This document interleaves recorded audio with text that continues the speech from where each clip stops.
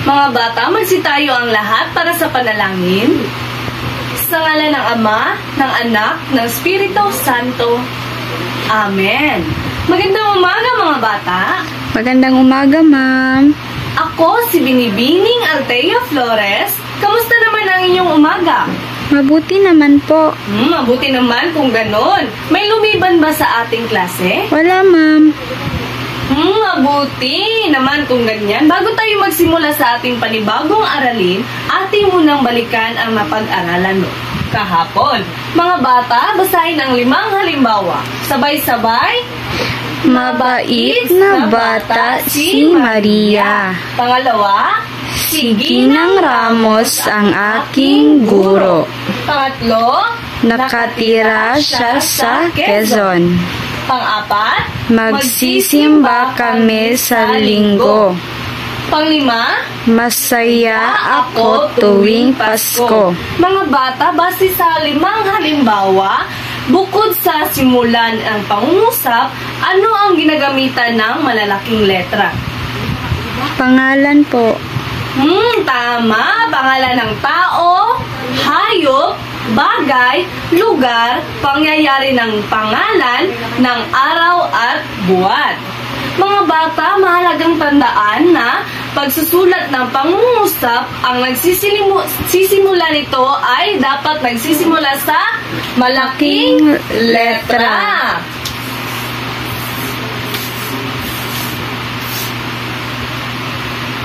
Mga bata, sa katapusan ng aralin, kayo ay inaasahang natutukoy kung alin ang simuno at disimuno sa pangungusap.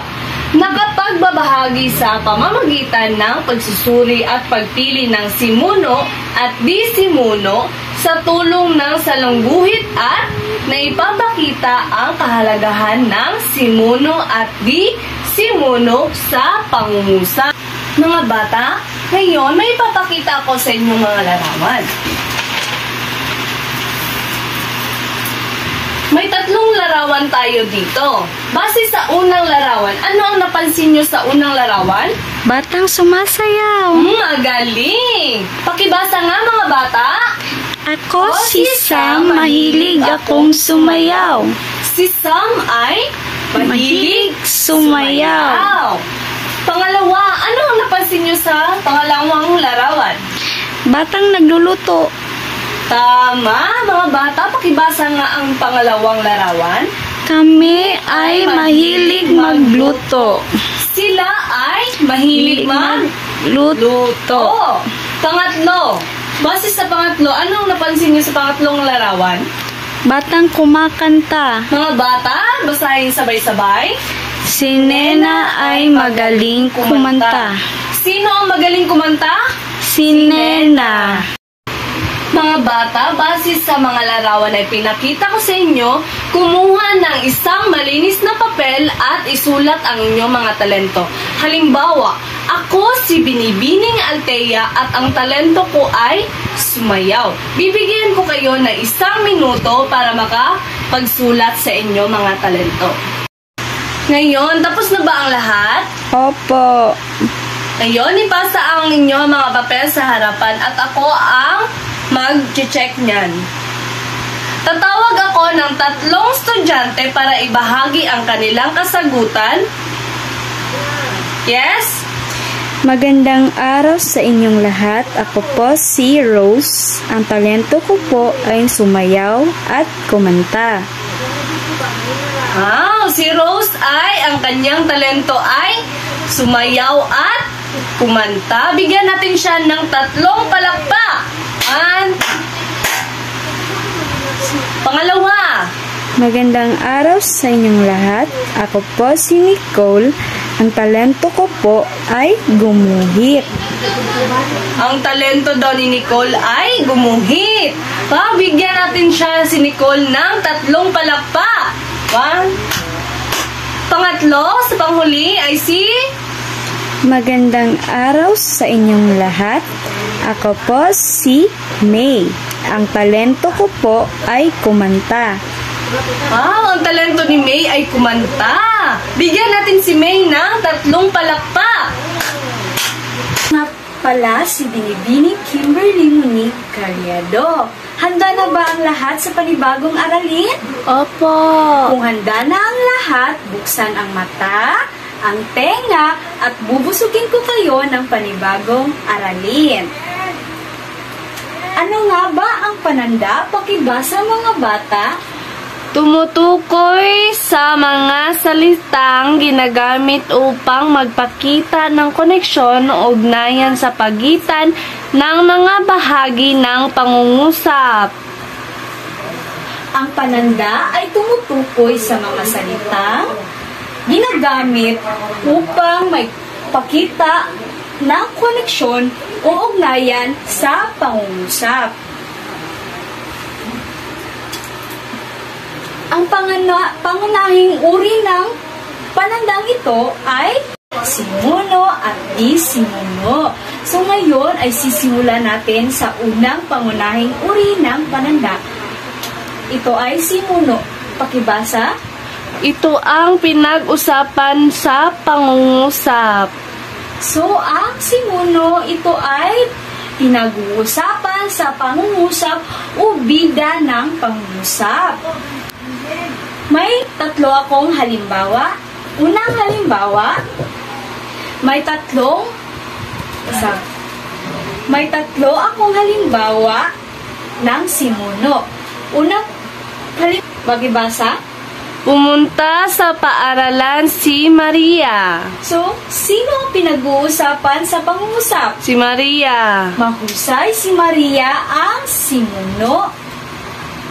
Pangalawa, Masipag ang mag-aaral. sino ang pinag-uusapan sa pangungusap? Ang mag-aaral. Mahusay ang mag-aaral.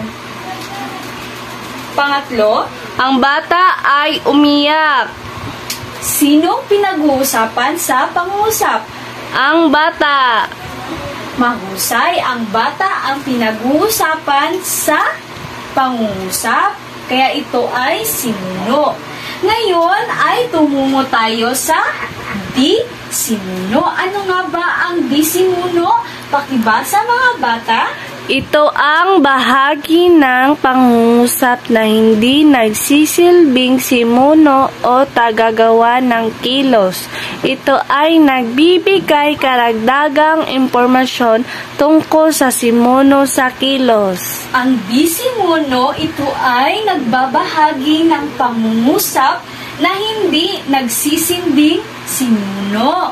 O ito ay tagagawa ng kilos, ito ay magbibigay karagdagang impormasyon sa simuno. Ngayon ay tumungo tayo sa halimbawa ng disimuno. May dalawa akong halimbawa. Pakibasa mga bata. Pumunta si Maria sa paaralan ng maaga. Nang maaga ay disimuno, ito ay naglalarawan kailan naganap ang pagpunta ni Maria. Pangalawa, Masipag ang mag-aaral sa kanyang pag-aaral. sa kanyang pag-aaral ang disimuno na nagbibigay karagdagang impormasyon kung paano masipag ang mag-aral. Ngayon ay alam na natin ang dalawang uri ng panandang panrelasyon. Ito ay simuno at disimuno. Ito ay mahalaga sa pangungusap dahil ito ay nagtuturo kung sino o ano ang gumagawa ng kilos at nagbibigay ng karagdagang kaalaman. Ang simuno ay tulad ng bituin sa kalangitan na nagbibigay direksyon sa pangungusap. Ang disimuno naman ay parang ilaw na nagbibigay kulay sa kahulugan ng kwento. Ito'y tulad ng palamuti sa kwento ng buhay natin. Nagdadagdag ng kulay at kabuuang larawan ng kung ano tayo at ano ang nangyayari sa ating mundo. Ang mga ito ay mahalaga sa maayos na pakikipagpalastasan at pag-unawa sa mga pangungusap. Ngayon ay alam na natin ang dalawang uri ng pananda. Ito ay simuno at disimuno. So ngayon, kumuha ng isang malinis na papel at sagutan ang aktibidad sa visual na panturo. Ang gagawin nyo lamang ay piliin ang tamang sagot. Isulat ang S kung ang nakasalungguhit ay simuno at DS naman kung ang nakasalungguhit ay di simuno. Tapos na ba ang lahat? Ngayon ay ipasa nyo ang inyong mga papel sa akin at sasagutan natin ang mga tanong sa visual na panturo. Number 1, maggalang ang bata. Ano ang sagot? S. Simuno. Laging masaya si Bert. Ano ang sagot? Di simuno. DS or D. Simuno. Si Ed ay masipag mag-aral. Ano ang sagot? Simuno. Mahusay. Simuno. Mahusay gumuhit si Nena. Ano ang sagot? Di simuno. Mahusay. Di simuno. Sumikat ng ang araw. Ano sagot? Simuno. Ngayon ay alam na natin ang dalawang uri ng pananda. Ano nga ba ito?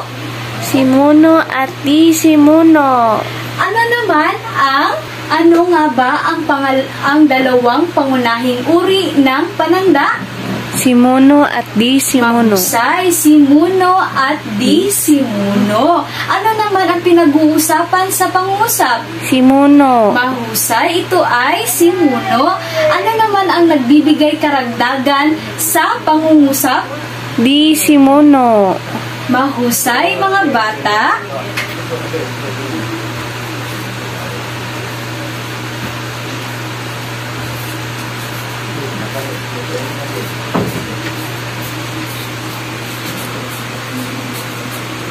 Mga bata, pakibasa. Si Kiko ay mataba. Alin dito ang simuno? Si Kiko. Mahusay, si Kiko. Ano naman ang di simuno? Ay mataba. Mahusay. Mga bata, kumuha ng isang malinis na papel at sagutan ang mga katanungan sa harapan ninyo.